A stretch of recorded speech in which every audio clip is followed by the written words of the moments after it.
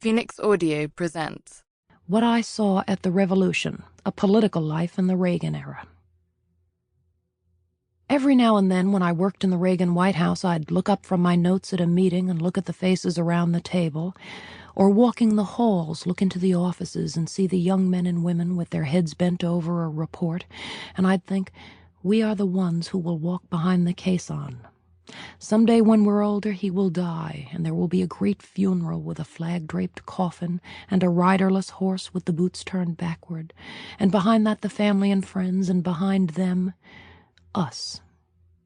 The television cameras high up near the plywood anchor booths hastily assembled on Pennsylvania Avenue will go to a wide shot, and Dan Rather will say, and there the men and women who were the special assistants and the undersecretaries, and perhaps a regular secretary or two, I hope.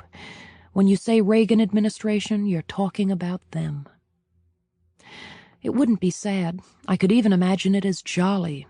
He would die with his boots on, having known not bitterness nor defeat. He would have just turned 100 the day he was thrown from the horse that was bit by the snake as they paused in a gallop through the brush to watch the sun disappear behind the hills.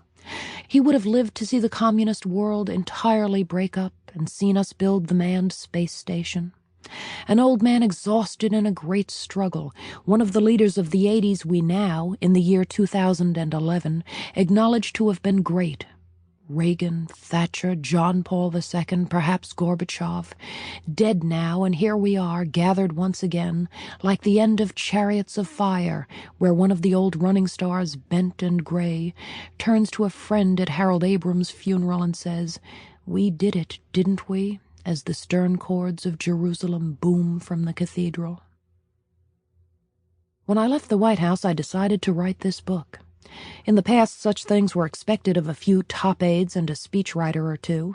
John Kennedy would call out to Arthur Schlesinger, Jr., "Don't forget this for your book."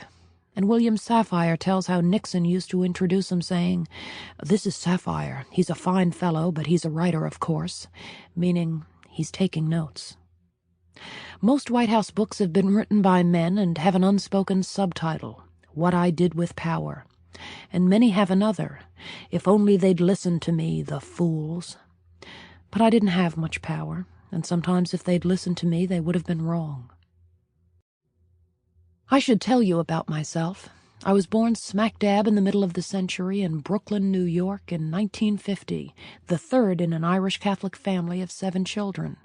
After 2 girls, my parents hoped for a boy, and my mother got the news as the doctor handed me to a nurse. Sample complete. Ready to continue?